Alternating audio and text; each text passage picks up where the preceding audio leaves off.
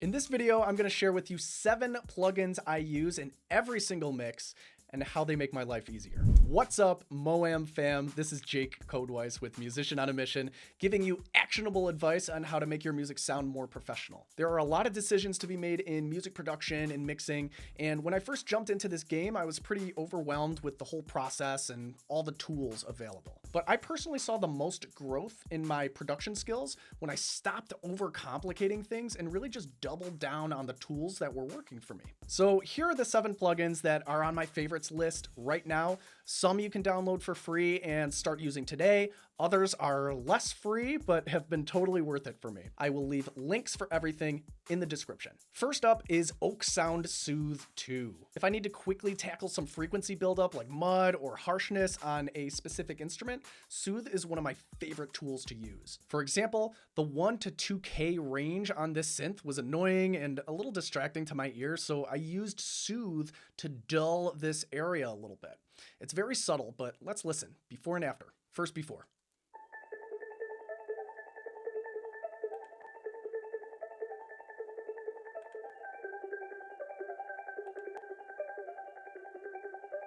Now I'll just dial in some exaggerated settings so you can really get a sense of what the plugin is doing.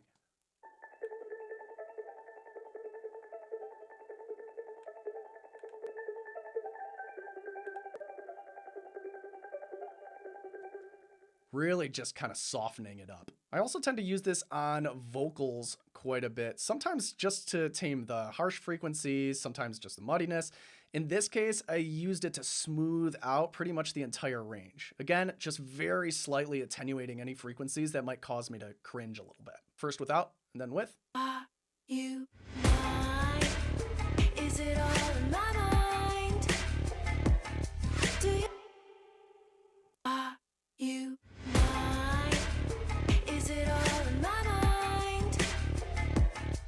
So let's play it again with exaggerated settings so you can really hear what's going on here. Are you mine? Is it all in my mind? Do you love me forever? Is it just a matter of time? Soothe is one of those less free plugins, coming in at about $200. Totally worth it in my opinion, but for those of you looking for something a little bit more affordable, Baby Audio makes a similar plugin called Smooth Operator that goes for about $70. I've never used this plugin before, but some of my students swear by it, so it's probably worth a look. Next up is the LoudMax Limiter. This is just a super transparent brick wall limiter I use for dynamic control all over the mix. For example, I've got it on the lead vocal here, just putting a roof on the signal to tame the peaks and keep it contained. You can see we've got just a little bit of gain reduction on the meter here. Are you mine? Is it all in my mind? Do you love me forever? Is it just a matter of time? So great for just transparently taming some peaks, but I'll also use this plugin more aggressively. For example, I'm just smashing these gang vocals with it for control, for thickness, and special effect. You can see how much gain reduction is happening on the meter here. First in solo, and then in context.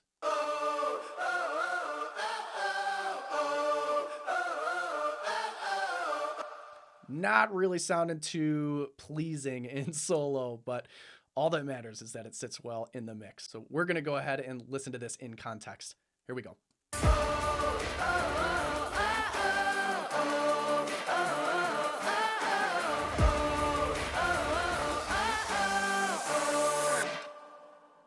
You can also use LoudMax as your mastering limiter if you want. It's totally free, so you can start using this one right away. Next up is Waves Factory Trackspacer. This plugin creates space in the mix by carving out the frequencies of whatever it's sidechained to. For example, I've got Trackspacer on the guitar bus, and it's sidechained to the vocals. So whenever the vocals are present, the competing frequencies on the guitars are carved out in real time. And I've got it restricted to just everything above 1K.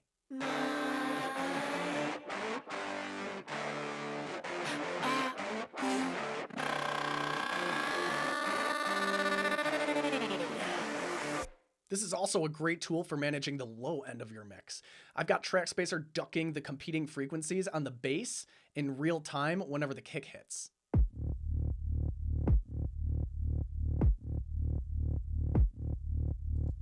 So this plugin is paid. You can get Trackspacer for about 60 bucks. Next up, Ozone Imager. This plugin is great for creating width, making space in the center of the mix, and just adding a little bit of flavor to the vocal. For example, I've got two percussion tracks here, a heartbeat and a shaker. And both of these are really just kind of cluttering up the center of the mix. So I used an imager on each track with some pretty aggressive settings here. We've got the heartbeat on the left and the shaker on the right. And these are really just pushing these elements out to the sides. First without and then with.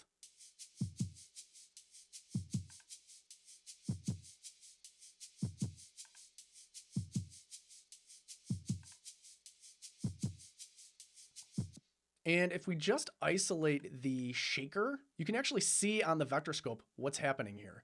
When I take the width control down, you can see that this sound gets narrower.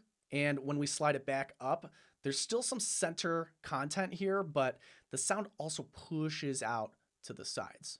I'll show you what I'm talking about. Let's take the width down.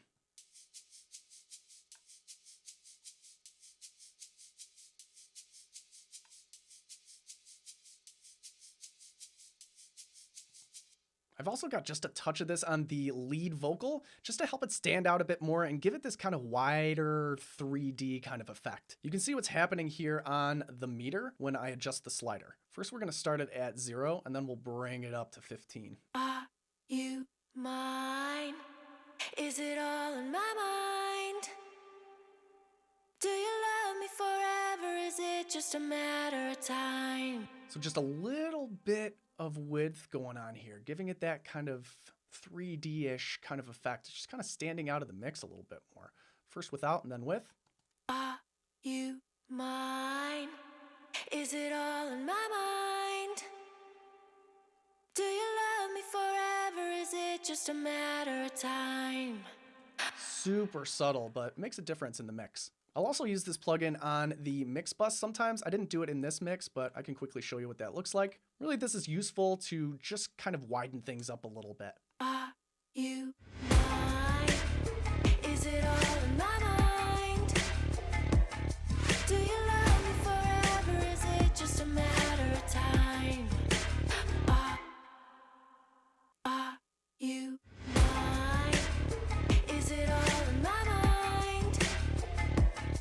Do you love me forever? Is it just a matter of time? As of right now, Ozone Imager is totally free to download from iZotope's website. I'm using a little bit of an outdated version, so when you download this, it might look a little bit different. Next up is JST Clip. I use this plugin to control dynamics on things I want to preserve the punchiness of, and it also plays a role in perceived loudness of a sound. For example, I'm using this clipper on my kick track, my kick attack track, which is just the high-end click of the kick, and my snare track. And I'm really just cranking it here. And what this does is it chops off the top of the waveform instead of just squashing it like a limiter would do. It's a very specific kind of sound that adds some harmonic saturation. Let's listen to just the kick and snare tracks first before, then after clipping.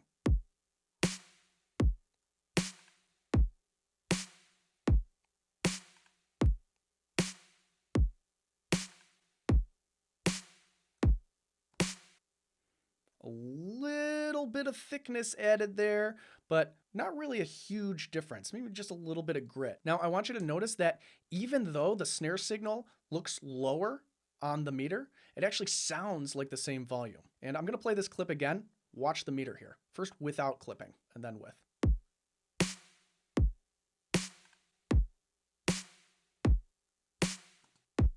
All right, pretty interesting. And you can see that I use this really everywhere in the mix. It's on my drum bus here, almost all of my percussion tracks here. I'm using it on some of my bass tracks here, my guitar bus, some of my sound effects. And this kind of dynamic control mixed with harmonic saturation can be used to really make tracks seem much louder than they actually are. This is a big part of why masters can get so loud. It all really comes down to how you manage dynamics and use saturation in the mixing phase. And for me, just using the JST Clip is a big part of that. So big value here. You can grab this plugin from Joey Sturgis Tones for 20 bucks. Next up is the TAL Chorus LX. This is a simple, straightforward chorus plugin I like to use to create width and a little bit of motion. For example, I'm using it to push these snaps out to the sides to declutter the center of the mix and make them a little bit more interesting.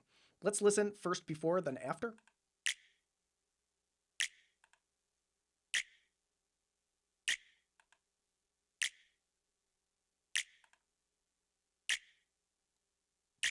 And I'm also using this to spread out the high end of the bass. Again, just to give it some movement and clear out some space in the center of the mix.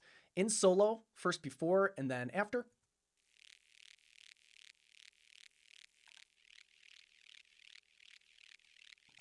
Now let's listen in context with the rest of our bass layers. First before.